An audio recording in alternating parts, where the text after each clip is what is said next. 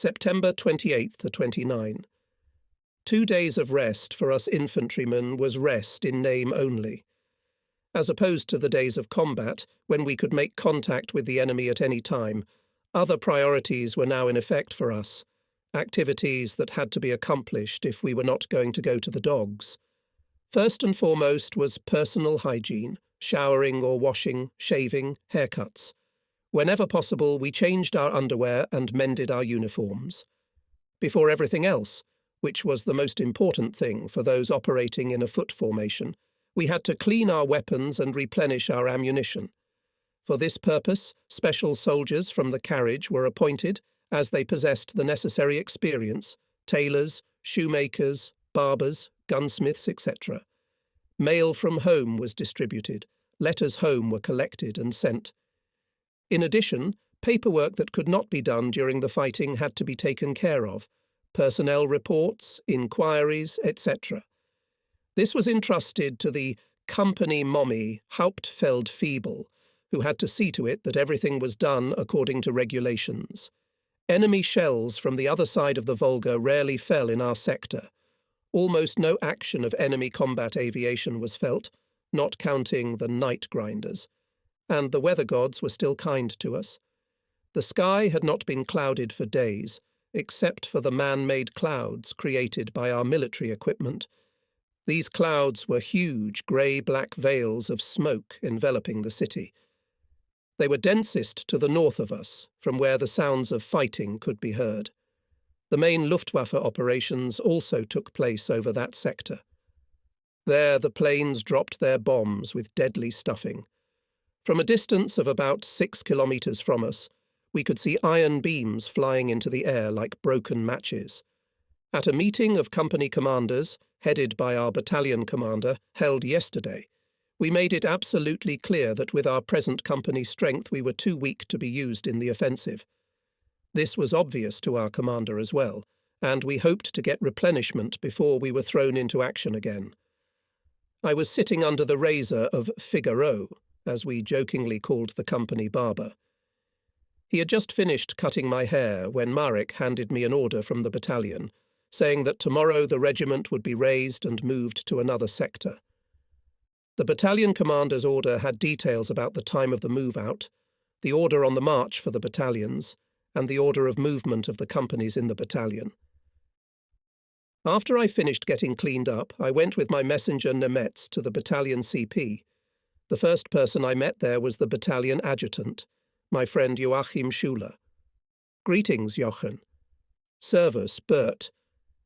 What about the transfer to another sector? You heard it yourself at the meeting last night, and you know it from our reports to the regiment how weak we are now. We can't even manage a flower pot with the handful of men we have. Do you see any sense in that?" Jochen tried to reassure me. "You're basically right, Bert. We also sent fractional data to the regiment, and in the same vein. However, we were assured that we would only be replacing another division that was taking up positions in the barricade urban area. We would merely have to hold the position. For this period, our regiment would be transferred to the 24th Armoured Division, and the 389th Infantry Division would be withdrawn from there and used in another area." I was sceptical. If we were taken out of a division in which we were a significant element, who would then care whether we were capable of attacking or whether our regiment should be replaced by another unit? I expressed my misgivings to my battalion commander, Major Weigert. He listened attentively, nodded in agreement, and continuing to look at me intently, finally said, "Look, Holly, you shouldn't criticize the decisions of those above you. We've been given an order and we'll carry it out like Prussian German soldiers. Is that clear to you?" I froze at attention. "Jawohl, Herr Major. I'm only looking after my soldiers." The Major replied, smiling, "We all care about them, Holly." After being briefed on the general situation, as far as battalion headquarters was able to do so, I reported that I was ready to perform and went back to my company. Hauptfeldfebel Michel, who was under his Gulaschkanon, was already aware that we were ordered to move out the next day. Our convoy would move out later and take its place somewhere behind the battalion's fighting order. Battalion Treasurer Knop was responsible for this. From there, he would keep in touch with the companies. Michel, send 2 wagons to the company tomorrow as soon as possible. I don't want our soldiers to have to carry too many unnecessary things. They'll take only the essentials, since we have to be prepared for any surprises. Everything else will be transported. It was good that we had these small wooden carts, which we called panniers. Each one was pulled by a pair of shaggy horses. When they got stuck in the road, 4 or 6 powerful hands would grab the spokes of the wheels, and the wagon would be back on the road. How difficult it was for our company fighting machines in such situations. They were perfectly suitable for Central and Western Europe with its excellent road network, but here, on the outskirts of Eastern Europe, they were good for nothing. The condition of our horses, who were used to being well fed, deteriorated considerably, as we could not always give them the forage they needed to maintain their strength. It was quite different with the small shaggy horses. They were unpretentious and continued to do their work well. We did not have much trouble feeding them. Moreover, our little fellows needed less forage. According to the map, the straight-line distance from our present location to the Barricadi area was less than 9 kilometers. However, in order to move to a new fighting area and avoid the risk of being attacked from the rear, we had to make a long detour, which actually meant a march of at least 20 kilometers. I stared at the map again. In the very south of the city was located Elshanka, from where my comrades first entered Stalingrad. We were now at the mouth of the Tsaritsa River and had to go to the northern part of Stalingrad to the barricades. It would be damn hard for us, nomads of the fields. Sept T30. It was still dark when 2 coachmen arrived with pannier carts. We had plenty of time, which allowed us to start packing without hurry. Anything that we didn't absolutely need on the journey was to go by this transport. 1 cart turned out to be at the disposal of 2 of our 3 platoons. The 3rd platoon and my company's control section utilized the 2nd wagon. My special case weapons, explosive charges, a Russian anti-tank rifle, and a Russian automatic rifle must now be at hand. 2 of our Chiwis, Peter and Paul, were attached each to his own wagon. They were glad to be going with us. They were especially happy and amazed that we all received the same food. Peter stated to Pavelek, "There are 5 different nutritional standards in the Red Army." I couldn't believe it. After all, the communists considered themselves an army of workers and peasants. Another fairy tale. In any army and in the Wehrmacht, there were different norms for different branches of the army, for officers and generals, etc. Ed. We were now ready to march to the designated rendezvous point in a dispersed formation to reduce the risk in case of air attack. The wagons were in the 1st and 2nd thirds of our small column. Despite the small numbers, the unit stretched about 100 meters. I, with the messengers and Pavelek, marched in the vanguard, and non-commissioned officer Rotter was in charge of the rear. Jochen was waiting for us near the former GPU women's prison to talk to me briefly. "Good morning, Bert." "Good morning, Jochen. You may continue your march. The 5th company just passed through. Lieutenant Weingartner has a guide who knows the way exactly. Who's coming after us?" "Lieutenant Fuchs's 6th company is next, and then Field Feeble Jacobs and his 8th company. We'll go with the 8th company. When all units start moving, the commander and I will go to the head of the column." "All right, I'll see you later." "Yeah, take care." I hurried back to my company. By this time we were walking along the railroad toward the north, toward the centre of town. The sounds of battle were getting louder. The biggest, dark, mushroom-shaped clouds of smoke were rising after the explosions. If you looked to the left toward the railroad embankment, or at the ruined buildings on the right, our route could almost accurately be described as follows. It was literally asking to be blown to pieces. A perfect target for an aerial attack. Fortunately, we never saw any enemy aircraft in our sector during daylight hours. We maintained visual contact with the tail of the 5th Company column in front of us. In this way we were spared the burden of paying special attention to the route of our movement. Major Weigert and Lieutenant Schuler passed us on a motorcycle with a sidecar. Toward us were some rear units with their transports. They were not part of the 94th Infantry Division. A few trucks were also trying to pass to the rear in low gear. But what is it? Ahead, the column split right and left. Aircraft machine guns and cannons struck along the road. I yelled at the top of my voice, "Enemy aircraft attacking from the front, take cover."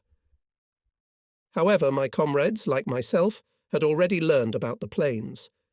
And now, while I was still shouting my orders, they tried to duck into cover as soon as possible. The whole episode only lasted a few seconds. It was like being in a nightmare. We came out of it with 2 wounded by shrapnel from air cannon shells. Fortunately, their wounds were very light and only required dressing in the field. Both remained with the unit. After a short rest, we moved on. Did other units suffer more than we did? The direction of march had changed. We turned from a northerly direction to a northwesterly. The railroad embankment was far behind us. The view was better now. Only occasionally did we have to pass stone buildings. The western part of the town consisted almost entirely of wooden or mud brick houses.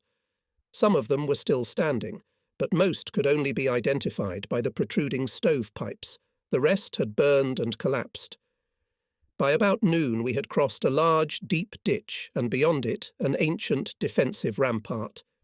This ditch and rampart was labelled on our maps as the Tatar Rampart. I did not know what historical period it belonged to, but if I had the opportunity, I would certainly find out something about it. We crossed another railroad track that ran roughly in an east-west direction. It seemed to stretch out from the centre of town. In front of us was now another graveyard of stovepipes, as well as several partially destroyed huts. Most likely this was the residential neighbourhood of Red October. Now we were moving almost strictly to the north. The noise of fighting was heard from the Volga side, that is, to the right and also to the left. Even with the lightning-fast surprise attack by the Russian stormtroopers, we were still lucky. Since the terrain here slopes somewhat toward the city and the Volga, we could observe carpet bombing by our Luftwaffe forces right on the march. The main targets of the aircraft were the Red October and Barricadi factories. Despite all the fierce enemy resistance, I was convinced that our 6th Army would be able to take the city. We must capture it before the weather changes. Battalion Adjutant Lothar Schuler rode up to me on a motorcycle with a sidecar. "Hello, Jochen. What's the news?" "Hello, Bert. I've brought you orders detailing the positions you should take. We've reached the western edge of the barricade factory. We'll be there in about a quarter of an hour. A messenger from the 3rd Company, 544th Infantry Regiment, is waiting to bring you up to speed. The changeover will take place after dark." On his motorcycle, Lieutenant Schuler set off for the next company. Taking into account breaks in the march and forced delays, we had been on the road for 8 hours. In the ruins near the former housing estate, the few soldiers of the 7th Company quickly dissolved, in other words, ducked into cover. My battalion commander was nearby. I gave him a report. "So, Holler, are you all right?" "Jawohl, Herr Major. Apart from the air attack this morning, I have nothing to report." All of us were lucky, too. Shortly after we passed the place where your company was, we heard an airplane attacking the column behind us. We came through unscathed. It could have been different, Mr. Major. Our battalion was really lucky. Major Weigert signalled to a messenger waiting nearby in cover.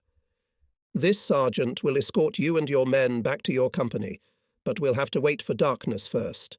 The enemy must not know that right in front of them troops are being withdrawn from the front. The whole operation of replacing the 544th Infantry Regiment in the front line, with our regiment occupying its positions, must be accomplished this night. You will receive detailed explanations of what is happening on the front line and all data on the enemy in your sector from the Commander of the 3rd Company, 544th Infantry Regiment. You will receive further instructions later. Until then, stay in these positions." I saluted and returned to my company. The guide followed me. At this time, the platoons and the company's control section unloaded ammunition, machine guns, light mortars, and everything else we needed for the battle from the wagons. We were now fully combat ready. As darkness fell, we formed up in column. The soldiers were warned not to make noise and to talk only when necessary. This residential area occupied about 1 square kilometre and was closely adjacent to the outskirts of Stalingrad from the west. Spacious streets stretched at right angles from south to north and from west to east. In the gardens in front of almost every wooden house, bushes were still green, even in front of those that were left in ruins. We had reached almost the edge of the residential neighbourhood when our guide turned right. We walked through a small garden to a seemingly completely untouched by the war to a wooden house behind the front line. My soldiers, maintaining formation, halted, waiting for further instructions. The head of the company's control section followed me. The control room of the 3rd Company of the 544th Infantry Regiment was located in the basement of this wooden building. After a brief introduction to each other, we immediately got down to business. The first to speak was Oberleutnant Baumle. Herr Holl, Russian snipers are active here.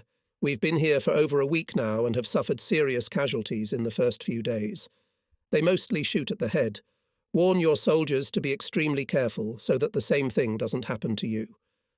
I thanked him for his advice and then asked, Herr Oberleutnant, could you prepare a rough plan of the terrain for me so that I can orient myself when dawn breaks? I've already done it. Here it is. Look, we are here, on the corner of this street. This is the main street of the building complex.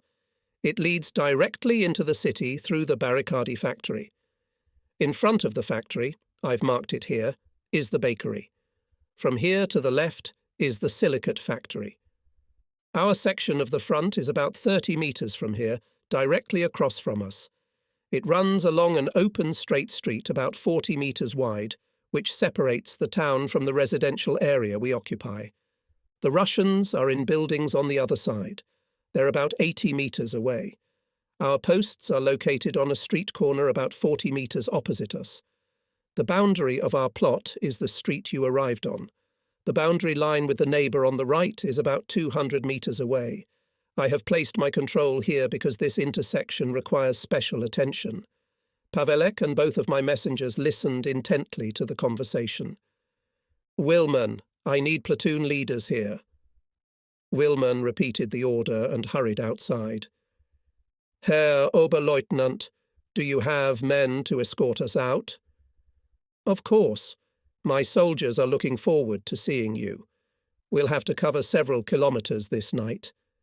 The platoon commanders of my company were assembled. I familiarised them with the situation and showed them the ground plan drawn up for us by Oberleutnant Baumle. Dittner, you will take your men here and take up positions opposite the CP. Kowalski, you will replace your comrades in the centre, and you, Rotner, will take over the right flank and ensure communication with Lieutenant Weingartner's 5th Company. And be extremely careful during daylight hours. Enemy snipers are active here. The platoon commanders, accompanied by guides, walk it out. Herr Oberleutnant, how have things been in general here in the last few days? Apart from losses from sniper fire in the first 3 days, we were generally lucky. Stalin's organs, Katyusha, Ed, are intensively shelled once or twice a day. Usually it is either 12 or 24 shots. The enemy's success rate is 0. We have had no casualties from this fire. It is more shelling of squares. Ivan can't aim. We quickly got used to it. These shells have low penetration. They explode immediately on impact. They change firing positions, as the organs have now become motorized, and the Russians move to new ones immediately after finishing firing. You can watch the shells being carried with howls. Some of the faint-hearted just can't stand the sound of the ruptures. It seems to you that the world is turned upside down, especially when a salvo of 24 rockets is fired. But as time passes, you get used to it too. Oberleutnant Baumle said goodbye, shook my hand and wished me and the soldiers all the best. I thanked him and wished him the same in return. After we were settled in the basement, I climbed up the wooden ladder and climbed out through the hatch into the living quarters. Under cover of darkness, I could go to the window without risk and observe what was going on at the enemy's place. There was little to see. Here and there flares were going off into the sky. Our sector was quiet. There was only one room in the wooden house. A stove in the centre divided it into two halves. The house had 4 windows, 2 of which faced the street from the front and the other 2 on either side of the structure. A door was located on the rear side. The windows were boarded up, but holes were cut in them for observation and firing. Our predecessors covered the floor with a layer of sand 15 to 20 centimetres thick. Thus, in some respect, the CP was protected from bomb and shell fragments or mortar shells. If nothing happens during this time, our being here could be considered bearable. But who knows what the next morning would bring? I returned to the cellar and lay down on the plank bed that my predecessor had used as his bed the previous nights. Since I had no accurate information about the enemy, and he was very close to us, I lay down, as I usually did in such situations, with my steel helmet and belt beside me. I did not take anything else off. Who knows what might happen? 1. It was a quiet night. If I'm not mistaken, today is October Fern, Hauptfeld Fable. Michel brought food and hot coffee for the company. As it was already daylight, I had time to shave and wash my face. Non-commissioned officer Paveles had sent Ober-Efreier Willmann upstairs to observe the enemy positions. Since I had no other news from the platoon commanders, I assumed everything was in order. I went upstairs to make sense of the situation with the help of the plan drawn by my predecessor. Nemetz continued to observe through binoculars. Did you see anything, Nemetz? With binoculars you can see the enemy positions in the gardens in front of the houses opposite. And behind the houses are dug and camouflaged trenches, the entrance to which is from the rear. I have already seen a few Ivans flashing there, but it happened very quickly, and I had time to see only how the heads flashed. I looked where Nemetz was pointing. He was right. The enemy was entrenched opposite us and well camouflaged. The next night, if necessary, our soldiers should do the same. My gaze focused again on the Volga, from the direction of which I could occasionally hear the fire of anti-aircraft guns. White clouds of bursts were clearly visible. Our Luftwaffe comrades were again in the thick of things, as bomb bursts immediately followed. German airplanes were soaring through the sky, calmly and leisurely. One could also see with the naked eye the falling bombs themselves, as the sky was clear, as it had been all the days before. Then one could see various objects whirling up into the sky. It was only after that the sounds of bombs bursting were heard. When you watch something like this happening just a few kilometers away and you don't have to be a part of it, you're glad you weren't in the midst of it all. If the gardens and shrubs around here were larger and gave more protection from observation, our side would have had more opportunity to camouflage itself. Here, on the outskirts of the city, the fury of war was not so relentless. The small trees, shrubbery, and tall grass were pleasant to the eye. The fierce fighting nevertheless left no time for lazy contemplation. We had to be alert every second, because carelessness meant death or serious injury. The seeming peace was deceptive. A few aimed shots from the enemy confirmed that they had snipers. But what they could do, we could do. I was looking for a suitable hidden spot from where I intended to give them my answer tomorrow. Even if I didn't have a rifle with a telescopic sight, I could prove that I hadn't lost my aiming skills after a year of service. It was already approaching noon. I turned to the rear and began to note the most important landmarks very carefully. Focusing my hearing on the howling of the Russian organ, I looked in the right direction. The shells of Stalin's organs, or as the Russians called them, katyushas, were already cutting the air above with whistling and hissing. I had barely had time to lie down in cover when the rockets reached our positions. Boom, boom, boom. It seemed that there would be no end to it. From all sides, then closer, then a little farther away, these sounds were heard. Boom, boom, boom. For those who had never experienced it before, it seemed as if the world was turning upside down beneath them. Then suddenly there was silence. Only the gradually extinguishing tails of smoke from the bursts indicated the places where the shells had just fallen. We were fortunate that our predecessors had had time to warn us of this. I estimate that we received a salvo of 24 rockets. Only a few landed near our position. The rest fell far behind us. The Russians knew where the front line was, and realized the risk that with such a large dispersion of fire, their men could be hit as well. Hits from mines fired from heavy Russian mortars were more dangerous, because in this case the firing was aimed. Now hurry outside. I ran across the street in one dash and took cover in the garden.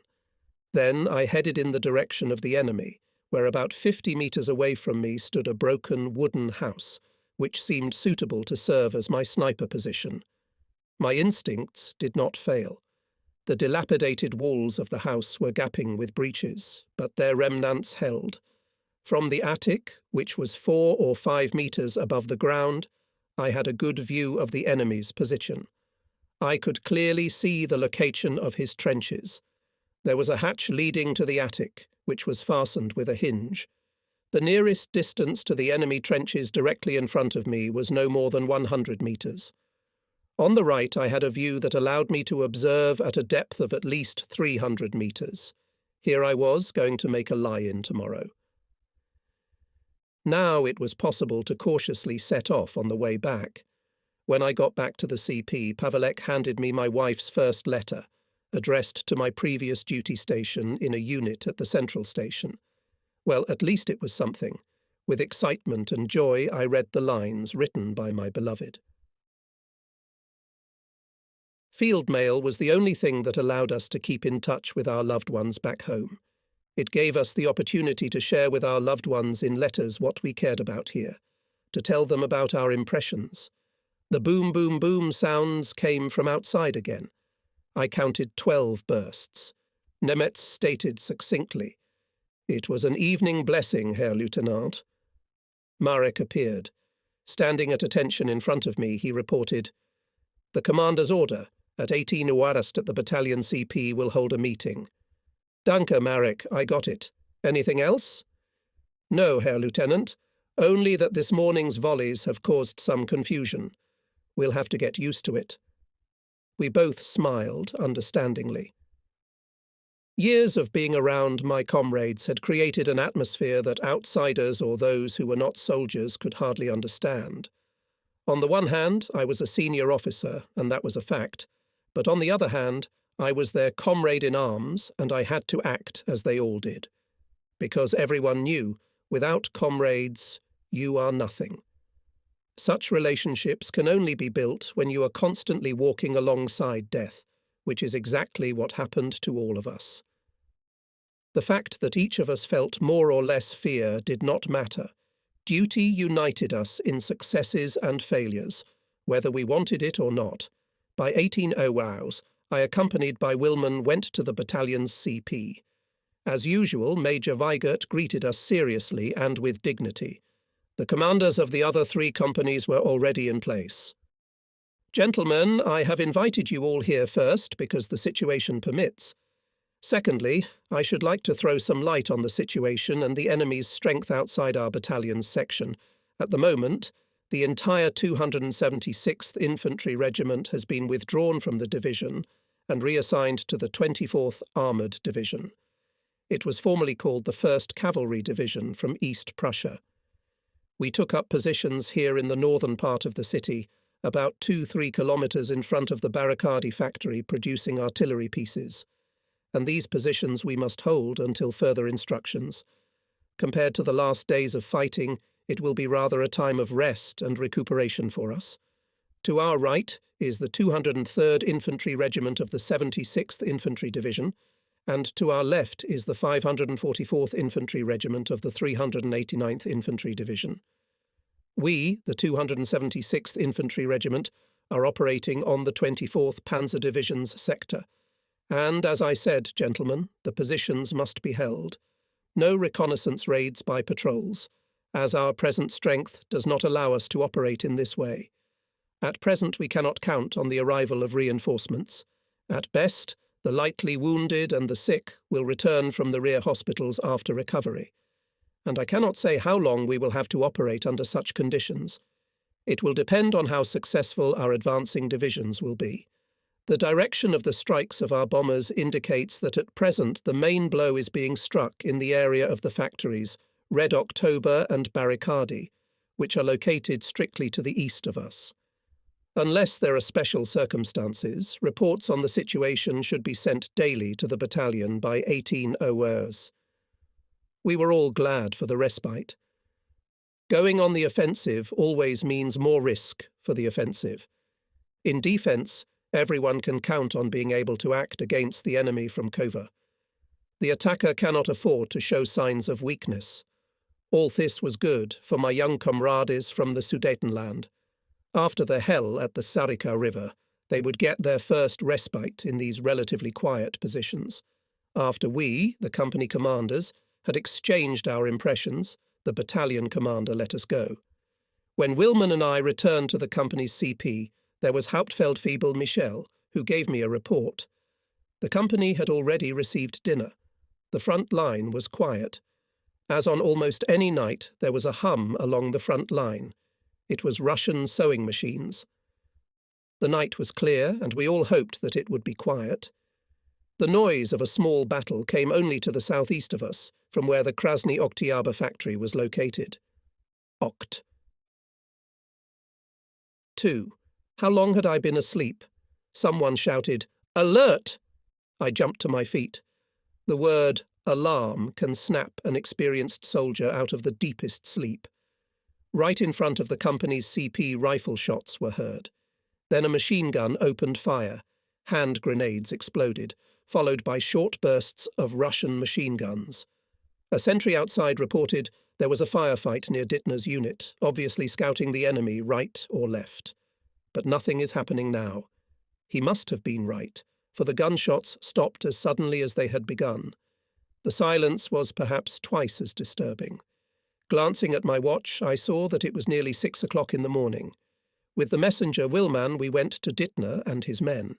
We had a good 2 hours before dawn, but even in the darkness we had to be careful, for the enemy might still be very near. Dittner was angry and cursing with the typical Upper Silesian accent. When I heard what had happened, I understood the reason. Hell, it cost him his life. He didn't want to listen to his comrade, Efgate, Kubala. They were both in cover and keeping watch in their sector. Suddenly, Kubala noticed something moving in his direction. Next to him was a young recruit from the Sudetes. When he too noticed movement, he jumped out of cover to grab the Russian, but the latter threw a grenade right in his face, and it was all over. Who was that? Private Kerner. You took the body? That's right. He's lying there behind the ruins. Non-commissioned officer Paul will see to it that he is sent to the rear. How many Russians were there?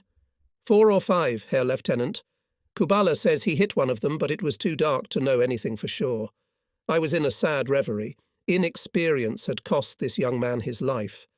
10 days ago, 2 young soldiers like him had panicked and run away from their positions. It wasn't simple cowardice.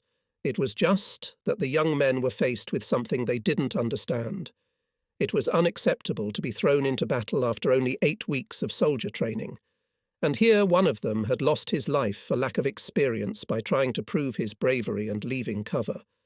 Any old man, that is, one who has sufficient experience as a frontline soldier, age has nothing to do with it, knows that in such cases he must let the enemy come close and then engage him from cover, especially if it is in the dark.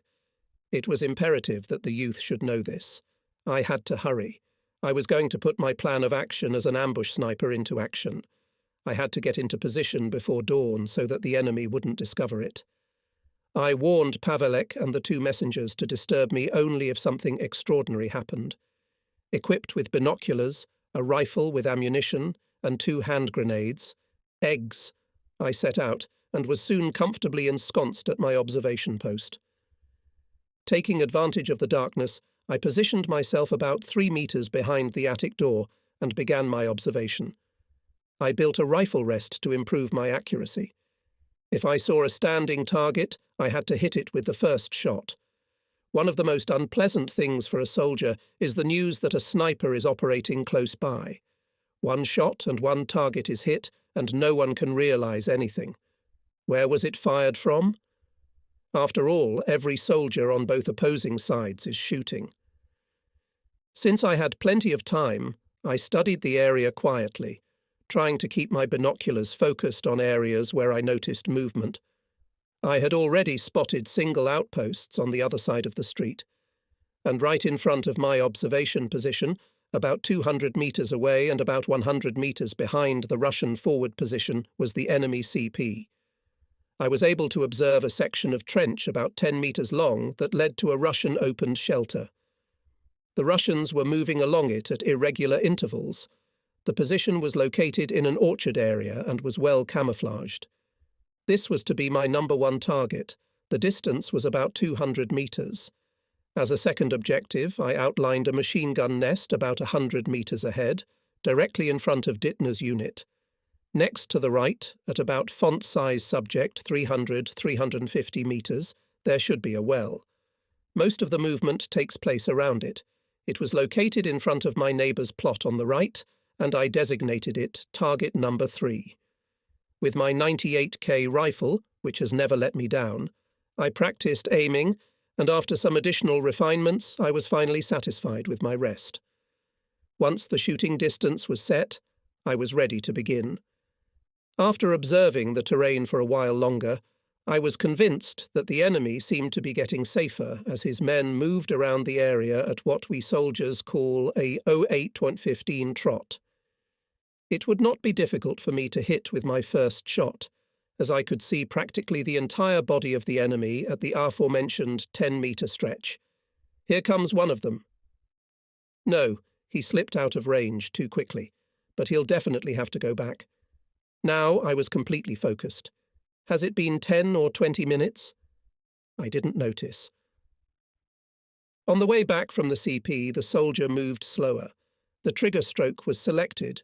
My finger slowly pulled the trigger. The shot shook the building. Hit. Target number 2. I set my sight at 100 meters. The observation post of the machine gun position was well camouflaged. It was only after I had observed this point through binoculars for a long time that I was able to discern a slight movement of the head. I took careful aim at this position, after which I looked at it with my naked eye. I could see it as it was. I practiced aiming again. It would be easier to shoot through the scope. Overhead, I heard the howling of Stuka airplanes diving steeply toward the Krasny, Oktyabr and Barrikady factories and releasing their deadly cargo in a dive. But all this, like the noise of battle near and far, could not distract me. The only thought that possessed me at that moment was to hit my chosen target with a single shot. Even the daily hello in the form of bursting shells of Stalin's organs that were falling on our section did not make me forget my task. I took a deep breath, held my breath, and then gently pulled the trigger with my fingertip. I looked through the binoculars. The target was hit. Despite the noise of the battle outside, I was sure the shot had hit the target. I quickly took a few sips from my flask and my mood improved even more. Even though it was already October 2nd, it was still warm. The weather had been kind to us again. For a change, I looked through my binoculars in the direction of both factories. There, massive mushroom-shaped puffs of smoke were rising into the blue sky. After such raids, something truly diabolical must happen to prevent us from capturing this city that bore the name of the Red Dictator himself. One thing I had to recognize about the enemy was that he was damn stubborn, otherwise our troops would have long ago cleared out the 2 or 3 sacks that had formed here in the northern part of the city. But thinking about all that was not my concern. We had our orders and we had to fulfill them as best we could for the sake of our fatherland. According to the clock, it was time for me to head back to our CP. But before heading back, I wanted to hit target number 3 as well. It was clear to me that it was quite difficult to hit targets at a distance of 300–350 meters. but I still got to try. The well that I found in the sector of my neighbours on the right, of course, was not visible to them from their positions, as the Russians would not behave so brazenly, actively moving in front of them. Wait a minute. There are 2 men walking over there. They are heading towards the well with buckets in both hands. They were now frozen in place, filling the buckets. This was a favourable moment for my third shot. The sight was set at 300 metres. The centre of the target was taken in the slit of the front sight. Then I selected the trigger and carefully pulled the trigger. In horror, both Russians threw themselves to the ground, then in one movement were in cover, but both without buckets. I missed.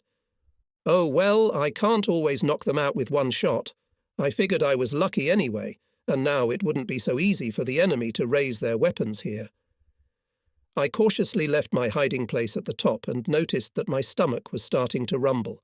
I was hungry. When I arrived back at my CP, my trusty Pavelek had nothing to report. He asked me about the results of my morning's work. I began to tell him and the other observer soldiers about it. It was amazing how different the enemy positions looked from here. With the plan I had drawn up in my shelter, we compared it with what the enemy positions looked like from here at the CP. Jushko, draw the same plan for each of the platoon leaders to compare with their own observations. Jawohl, Herr Lieutenant. Do you have any food? I'm hungry as a horse. Soon I was happily chewing my dinner, completely satisfied with how the day had gone. Later, as darkness fell outside, I went to the battalion CP, taking with me the plan I had prepared during the day. I was accompanied by Nemetz. I reported to the battalion commander, Major Weigert, who greeted me with a handshake. His adjutant and my comrade Joachim were also present. So, my dear Holly, what news? What has happened at the front? I immediately made a report to Mr. Major on the unsuccessful attempt by the Russians to reconnoitre this morning. The commander nodded in agreement.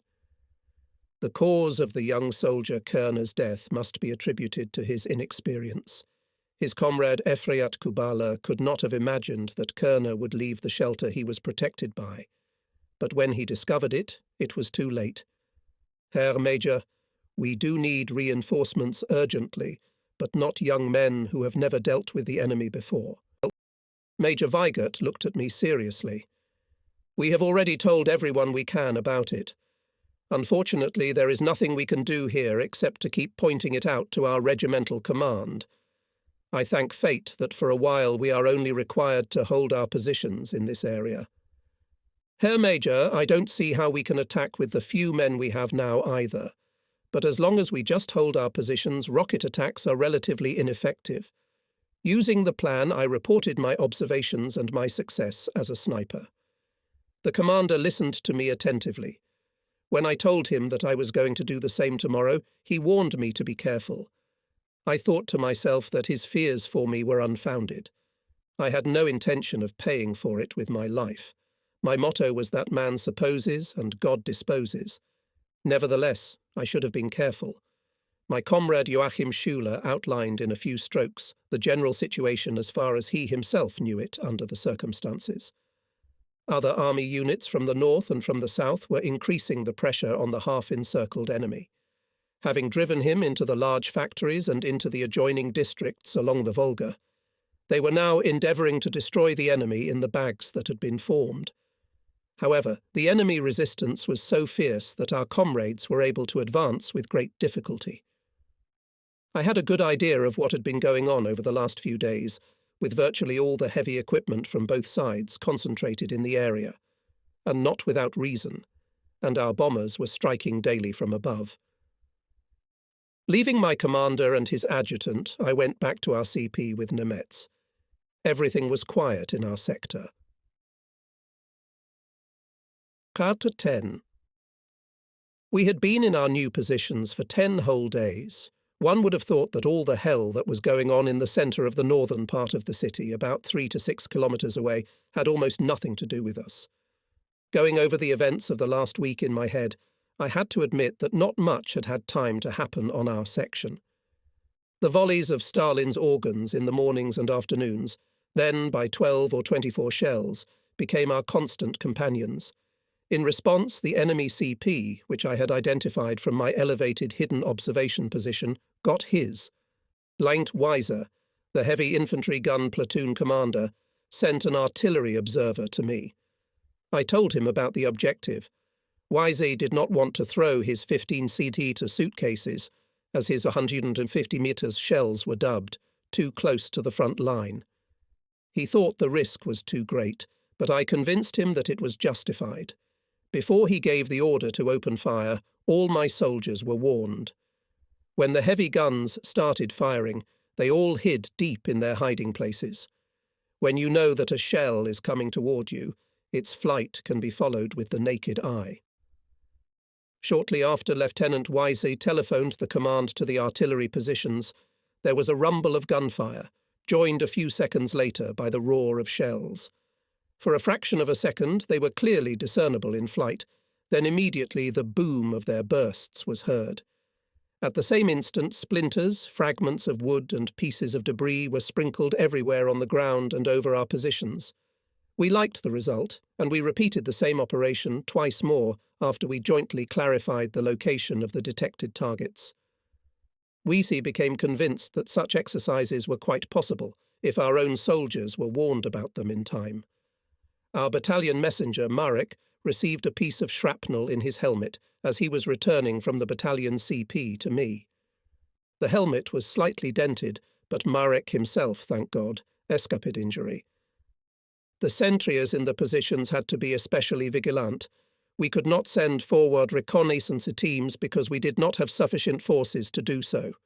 The weather continued to be just as clear and sunny. The wind had been blowing since October 8th, but the next day it was sunny and clear again. The enemy still appeared before us in the form of swiftly flashing figures, disappearing so rapidly that it was impossible to see them at all during the day. As I have already said, both sides feared snipers.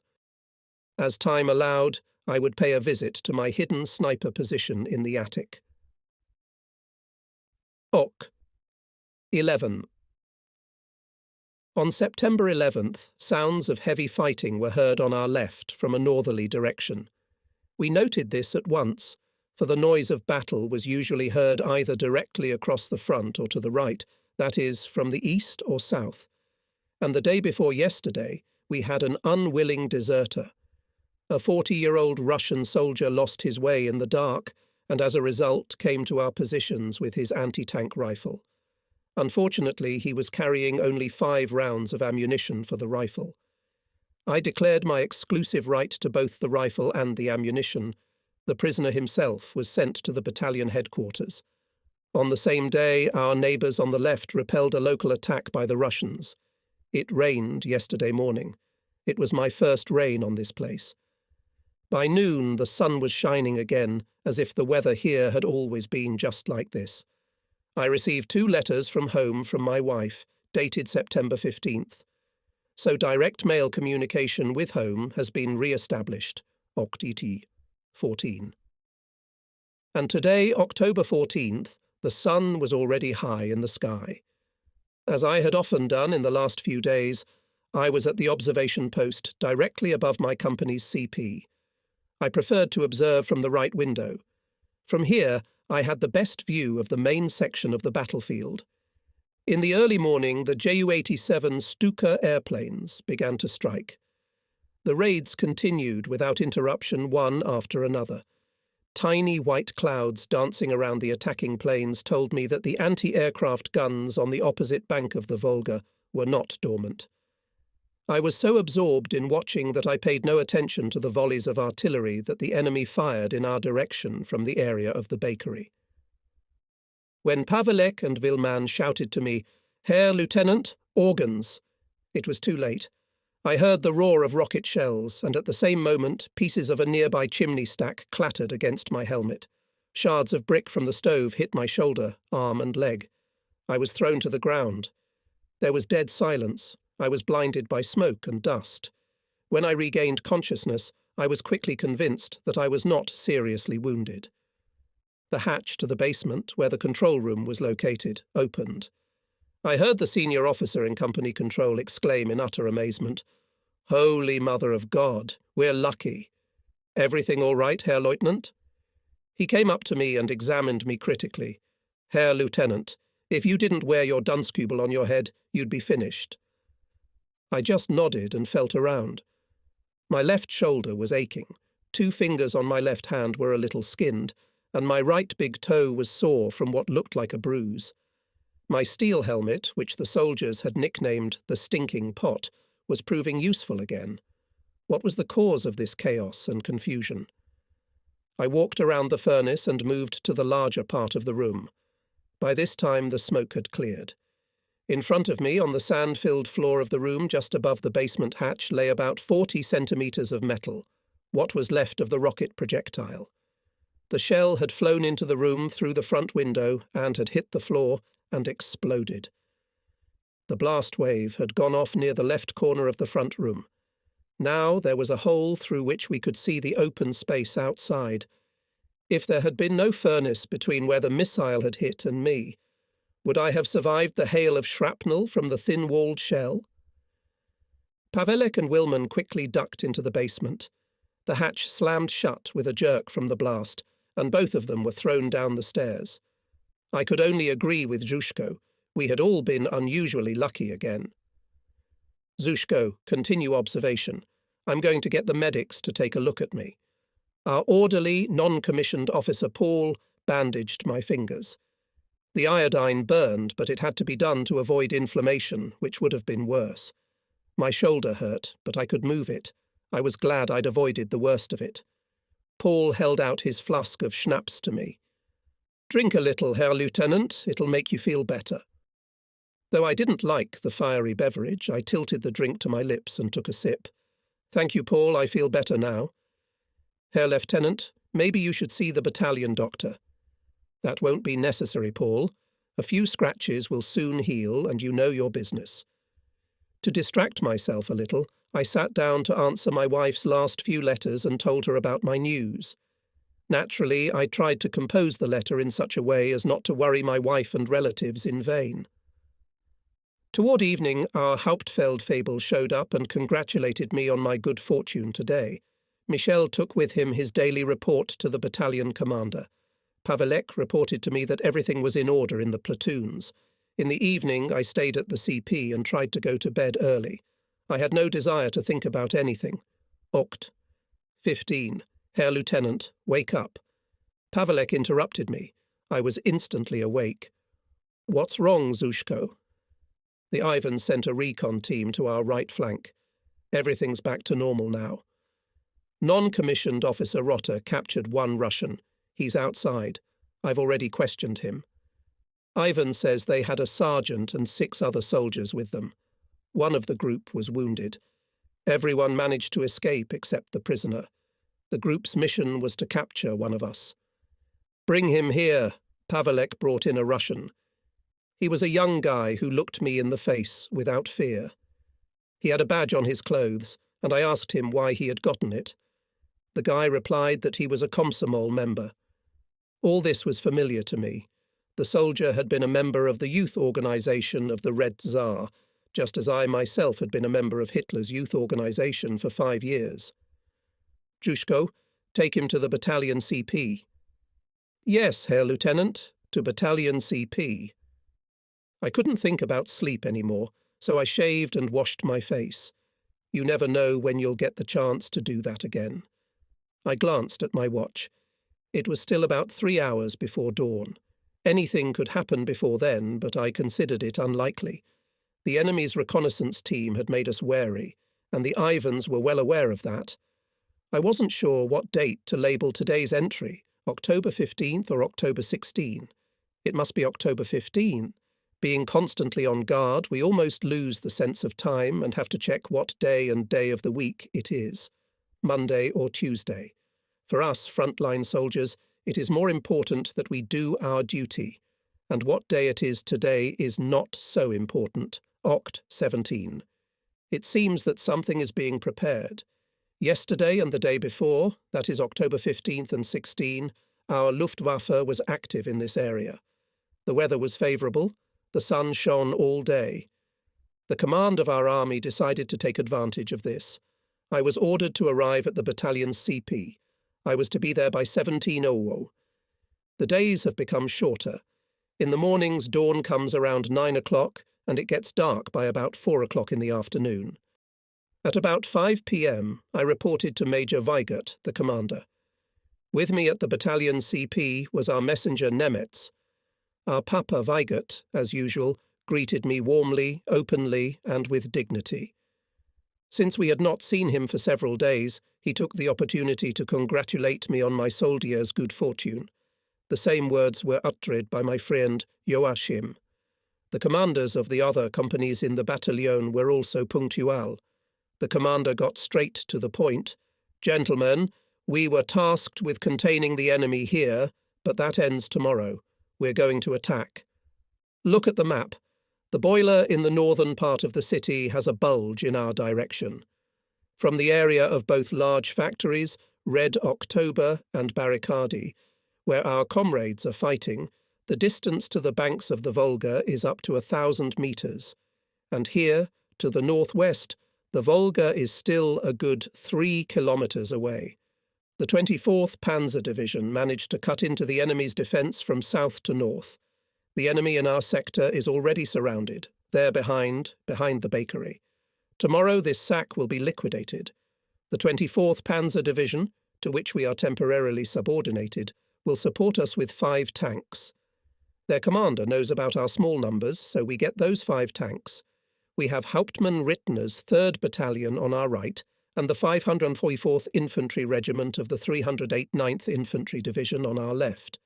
At dawn, you tanks will move on the 3rd Battalion's section along the street, which is now our front line. They have been given the task of finishing off these pockets of resistance. When the tanks pass our positions and go further down the street, they will be in the enemy trench system. After that, they will begin to mop up the sack from the south in a northerly direction. Our heavy weapons will remain in the same positions, because from here they can shoot through any section in the cauldron. We must reach our objective tomorrow to free up the additional forces allocated to this section for other tasks. The battalions will be deployed in the same order as before, as the soldiers know the terrain opposite their CPs, as well as the cover. Any questions, gentlemen? Since there are no questions, may I offer you a real French cognac, sent to me by Oberzellmeister Knopp. And now, Prosit, to a successful tomorrow. After shaking hands and wishing each other good luck, we said goodbye. Would that handshake be the last one he ever shook? No one knew. Such is a soldier's fate. Immediately after returning to the company's CP, I called the platoon commanders to me. When the last of them arrived, I informed them of the offensive scheduled for tomorrow. Always make sure that the unit moves forward from cover to cover. It is especially important to inform the young jumpers to keep their distance from the tanks. We will have to fight for every objective in the enemy positions. We will have to support the tanks from the rear, moving in random order as we did in interaction with the assault guns at the Tsaritsa River. The task must be accomplished tomorrow by the end of the day. I, with the company's control section, will again move in the centre so that we will, if possible, ensure contact with each other during the movement. Is there enough ammunition in each platoon? One more thing. The collection point for the wounded will be at the company CP, as will the ammunition resupply point if necessary. Any questions? No. Then good night, cameramen, and good luck tomorrow. Good night, Herr Lieutenant. The 2 Ukrainians were still in my company and clearly felt pleased about it. They proved their usefulness by providing us with many services. We were fortunate that my Kompanie-Truppführer, commander of the company's control section, was able to communicate with them with the help of his garbled Polish language. During the last few nights, we managed, with their help, to appeal to the enemy to surrender in their own language. The result was absolutely nil. This was quite expected, and last week our battalion unravelled the reason. Stalin had sent his elite troops here, such as cadets from the naval school in Astrakhan. We'll have to meet some of them tomorrow. I ordered our special weapons. Combined charges, Russian anti-tank rifle, light mortar and machine guns, to be delivered so that they could be used tomorrow by the company's control force. Thus, at the expense of the company's management, another squad was formed. It was to become a kind of wand extractor. The two Ukrainians, Pyotr and Pavel, were assigned the task of carrying weapons and ammunition. If necessary, they were to bring our wounded to the rear, to the assembly point. Non-commissioned officer Paul and his orderlies were to remain at the former company CP for the first time. I climbed back up to our observation post. The picture was still the same as it had been for the past few days. There was nothing to suggest that the enemy had any idea of what was to happen tomorrow.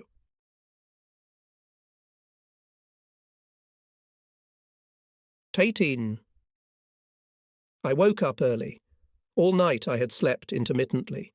A sense of responsibility and anxiety for the success or failure of the offensive made me nervous. The reason I considered the waiting period. For several hours now, it was as if time had stood still. I thought through our preparations again. Did we forget anything? Is there anything I haven't thought of? To kill time, I shaved particularly thoroughly, had a breakfast good for our conditions, and waited for the dawn to come. Looks like it's starting. The sounds of battle could be heard on the right. A tank gun rumbled, a machine gun burst, and rifle shots rang out in the intervals. We were watching from our observation post. The explosions of tank shells began to approach. They were firing at targets scouted in advance at the enemy position on the other side of the street. Some Russian soldiers, trying to escape the fire, left their hiding places and went further to the rear. Our soldiers opened fire on them. The first tank appeared. The 3rd Battalion was already advancing down the street, cutting into the Russian positions. The fire of the defending enemy became more and more dense. The heavy guns and mortars of our regiment came into action. 2 tanks passed through our section along the street in the direction to the north. 3 more rolled eastward toward the sack. The right flank of my company began to cross the street. Now it was our turn. Dittner's unit was already ahead.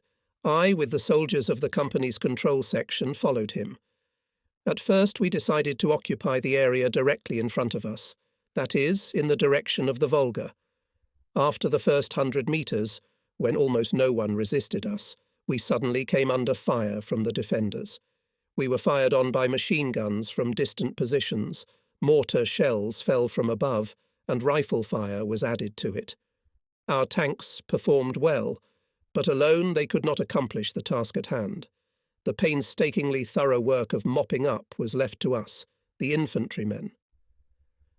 On the right, we noticed the windowless wall of a long rectangular building.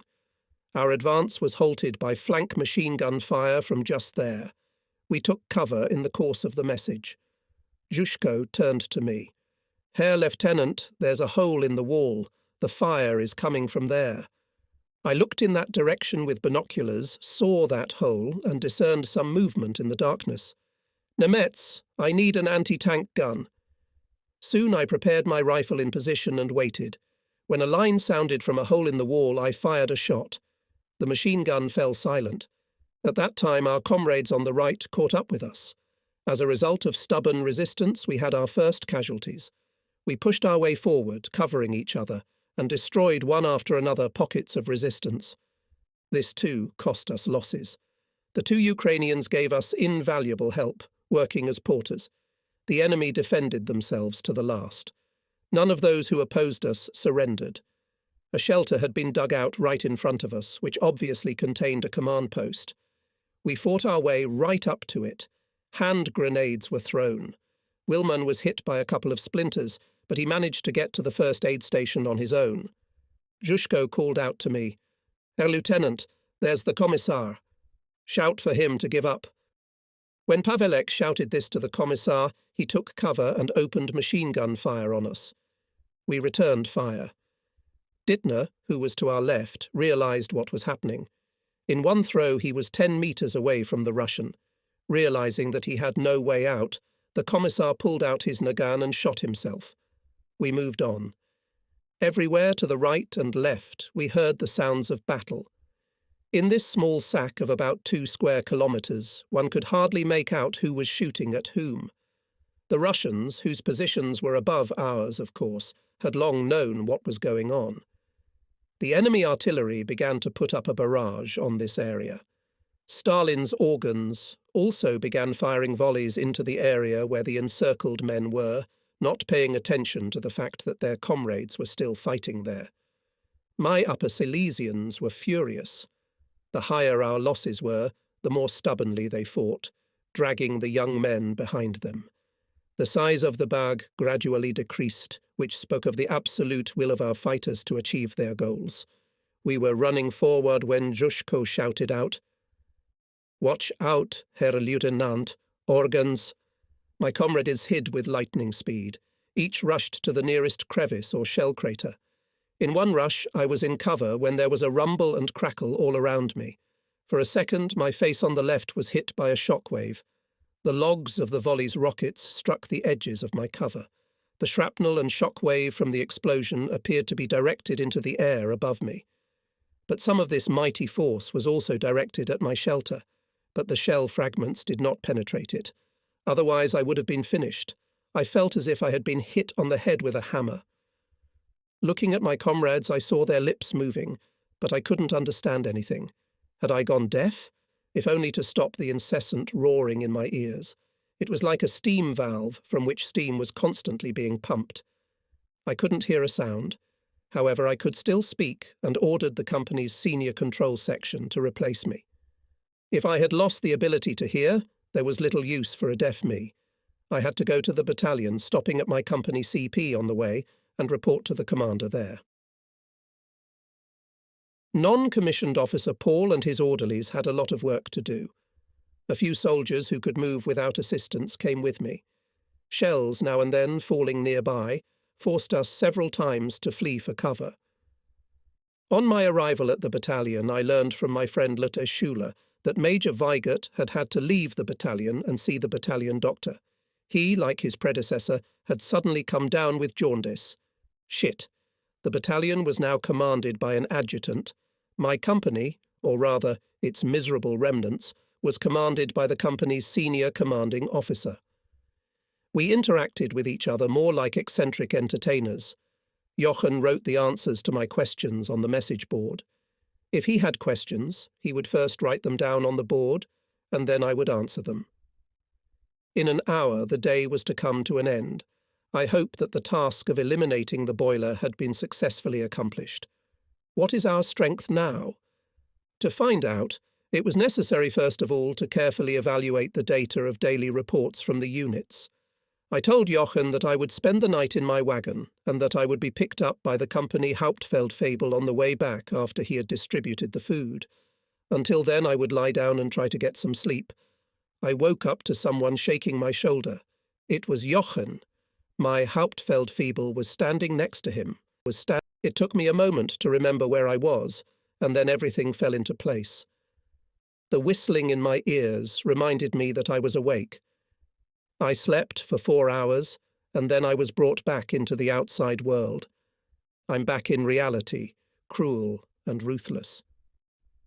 In response to my question about the situation on the front line, Jochen wrote, "The encirclement cauldron has been liquidated. In the 5th, 6th and 7th companies together remained 23 people.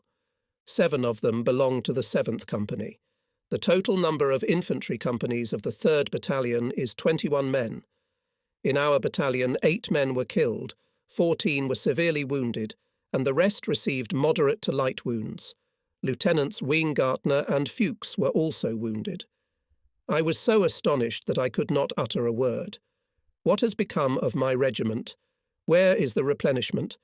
If experienced, battle-tested soldiers do not arrive, what use is the work of the headquarters and rear units, heavy weapons units? Those who are directly engaged in close combat with the enemy are we, the infantrymen. The high casualty rate of today has demonstrated this again." Jochen wrote again, "An order from the regimental commander. You are to submit a report to him tomorrow at 10 o'clock. You need to compile this report." I nodded, extended my hand to my comrade and followed the Hauptfeldfebel. I had eaten upon arrival at the camp, and now I had only one desire, to sleep, to sleep. Oti. 19. I woke up at about 7 o'clock in the morning. It was still dark outside. As usual, the soldiers on the front lines had already gotten their rations. I got a mug of hot coffee. Ah, that feels good. The cooks were talking among themselves. I was glad to see that I could hear with my right ear again. The voices sounded like something far away, but I could hear again. My left ear was still unchanged, but I was sure that in time I would regain hearing there as well. I believed it anyway. Hauptfeldfebel informed me who was still in the front line: Dittner, Pavelek, Nemetz, and 3 old men of our company, as well as one of the recent additions. In addition, the non-commissioned medical officer Paul was still there, and with him the Ukrainian Paul. When asked where the second Hiwi Peter had gone, Michel replied, "He was killed on his way to the company first aid station." Paul was so outraged that he too joined the fight with rifle in hand. As I thought of my fallen friends, I realized how this man felt. Our company barber, Grund, cut and shaved me. He also volunteered to escort me to the regiment's CP. At exactly 10 o'clock, as ordered, I reported to the regimental commander, Oberstleutnant, Lieutenant Colonel, Müller, about my arrival. It was my first meeting with this man. His face was mottled with deep wrinkles. He looked to be about 40 years old. The regimental commander greeted me with a serious expression. His adjutant and my friend Rudi Krell was not present. "So, my dear Holle, tell me about yesterday. Krell has already told me something about you. For the last few weeks I've sometimes had to perform a number of duties as Deputy Colonel Gross's deputy. You've had a few lucky breaks in a row. Well, nothing happens without luck. Jawohl, Herr Oberstleutnant, nothing happens without luck." The commander listened attentively to my report. I frankly reported to him that after yesterday's losses our combat value was tending to 0, that the companies needed urgent replenishment. "You're right, Holly. I've already sent an adjutant to the division. Krell will report the situation in the regiment to General Pfeiffer so that we will be recalled from the 24th Armoured Division and put back into the 94th Infantry Division. We need replenishment so we can clean up and regain strength. I am not feeling very well at the moment either. My rheumatism has flared up again." A messenger entered the dugout. "Herr Oberstleutnant, an Oberleutnant from the 24th Panzer Division headquarters wants to speak to you." "Show him in." An Oberleutnant in a tank uniform appeared in front of us. After saluting, he approached the commander and introduced himself. "Oberleutnant Jesko von Puttkamer, O2 of the commander of the 24th Panzer Division." My commanding officer introduced us. "What brings you to me, Herr von Puttkamer?" "Herr Oberstlieutenant, after the boiler at the bakery was eliminated yesterday, your regiment must occupy a new area. General von Lenski wishes to know when your regiment will be ready to go there." I couldn't believe what I was hearing. Was this gentleman crazy? Or did the division not have the full picture of what was going on? The commander looked at me, after which he turned to Puttkamer. "Leite Holle is one of the last company commanders I have left.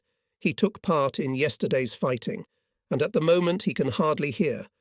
Listen to what he has to say, and then report to your commanding officer."